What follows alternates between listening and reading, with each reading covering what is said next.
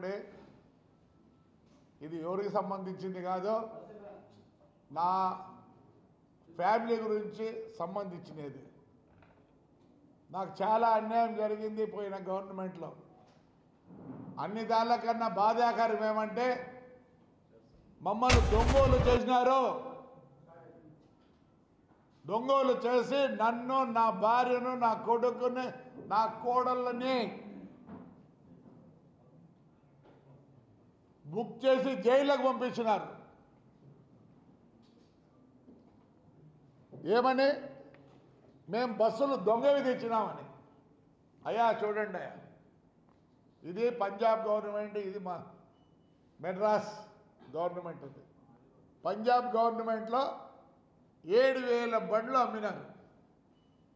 ఏం చేసినారు? Supreme court rule judgement ఏముంది? After April 1st, 2017 manufacturer or agent can't sell the vehicle in India. బాగుందని చూడండి. Can't sell the vehicles in India. If by chance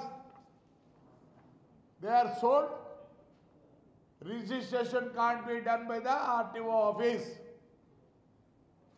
చూడండి ఏమైంది? Registration చేయకూడదు. ఎందుకంటే వాహన్ అనే ఒక ఇది ఉంది, దాంట్లో కొడితే అది ఎప్పుడుది ఏమీ బండి అని వస్తుంది. 7,000 బండ్లకు గాను పంజాబ్ గవర్నమెంట్ ఏం చేసిందంటే ఒక పెద్ద అనౌన్స్మెంట్ ఇచ్చింది. ఎవరి దగ్గర ఇలాంటి బండ్లు ఉంటే, తమిళనాడులో కూడా ఇచ్చింది, అన్ని సార్లు ఇచ్చినారు. ఏమని? ఎక్కడైనా సరే ఇలాంటి బండ్లు ఎవరున్నా మీరు కొనింటే బై మిస్టేక్లో, మిస్టేక్ రిజిస్ట్రేషన్ చేసినది అమ్మినది, మీరు బండ్లన్నీ వెనక్కి అంటే పంజాబ్లో ఒకటేసారి 5,700 బండ్లు సరెండర్ చేస్తారు. ఇక్కడ 6,000 అయితే 5,600 సరెండర్ చేసినారు. మధ్యప్రదేశ్లో సేమ్, మహారాష్ట్రలో సేమ్, ఆంధ్రప్రదేశ్లో ఈరోజు కూడా ఈ బండ్లు ఉన్నాయి. ఇది మొత్తం మిస్టేక్ మ్యానుఫ్యాక్చరర్ది. అందుకని ఏం చేసినారు? ఎవడేడు రిజిస్టర్ చేసినాడో వాళ్ళకన్నీ ఉద్యోగాలు కూడా పోయినాయి. మరి ఈడ ఎవరికి పోయింది? ఈడ నన్ను, నా భార్యను, అందరినీ లోపలేస్తారు. ఏమయ్యా?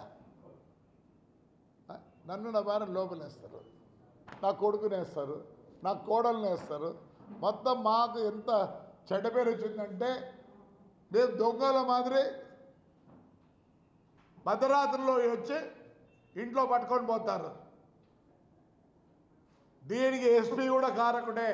నన్ను పట్టుకొచ్చిన వాళ్ళందరి మీద రాశాను నేను బుక్లెట్, ఇదిగో మొత్తం బుక్లెట్తో సహా నేను రూలు రెగ్యులేషన్తో సహా రెడీ చేసిన. నా రూట్ బస్సులు ఉన్నాయి, నాకు ఎవరికి లేవు. ఆంధ్రప్రదేశ్లో నాకు నన్ను రూట్ బస్సులు లేవు. ఇవన్నీ లీగల్ ఒపీనియన్ ఎవరు అడిగారు? లీగల్ ఒపీనియన్ డిటిసి అడిగినాడు జీపీకి. చూడండి, ఆయన ఏమన్నాడు? చేయకూడదు, అసలు నీకు అథారిటీ లేదు, జీపీ, వైఎస్ఆర్ జీపీ. చూడండి, దాని బేఖాతార్. ఇన్ని బస్సులు ఉండేవాడు ఎవడు లేడు ఆంధ్రప్రదేశ్. రూట్ బస్సులు ఉన్నవన్నీ ఇంటర్ స్టేట్, అంటే ఆంధ్ర నుంచి కర్ణాటక పోయేటే, ఆంధ్ర నుంచి తమిళనాడుకు పోయే బండ్లు ఇంటర్ స్టేట్ అంటారు. ఇన్ని బస్సులు ఉండేవాడు ఎవడు లేడు. ఏం చేసినారు? సీజ్ చేయాలి. ఏమన్నా సీజ్ చేసినదే వానికి డ్రెస్సు లేదంట, ఫస్ట్ ఎయిడ్ బాక్స్ లేదంట, ఇవన్నీ. ఇంకా ప్రతిసారి పర్మిట్ లేదు.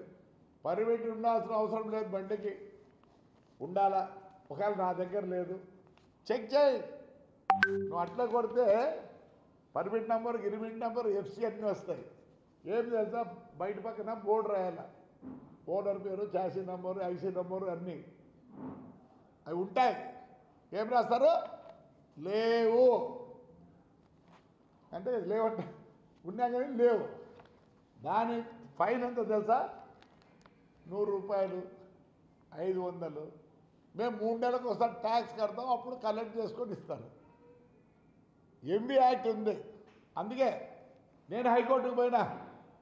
హైకోర్టుకు పోతే ఆర్డర్ ఏమి ఇచ్చినారు చూడండి. ఈ డబ్బులు గవర్నమెంట్లో కానీ ఇండివిజువల్గా ఎవడో నీ బస్సు పట్టుకున్నారో ఇమ్మన్నారు. నేను ఆల్రెడీ నోటీస్ ఇష్యూ చేసిన, ఒక్కొక్కరికి 12,000 కట్టి అదేదో చలాన కట్టి ఇచ్చేసినాను. నాకు చాలా అన్యాయం జరిగింది గవర్నమెంట్లో. ఎవరు గవర్నమెంట్లో? వైఎస్ఆర్ గవర్నమెంట్లో. నేను ఈ గవర్నమెంట్ ఏమనుకో, చంద్రబాబు ఒకవేళ నేను పోయి అడిగితే అన్నీ చేస్తాడు నాకే. But I have to prove my self. లేదంటే రేపు ఆయన అంటారు. దీంట్లో సీతారామాంజనులు మెయిన్. సీతారామాంజులు వదలను. వాడు పేరుని నాని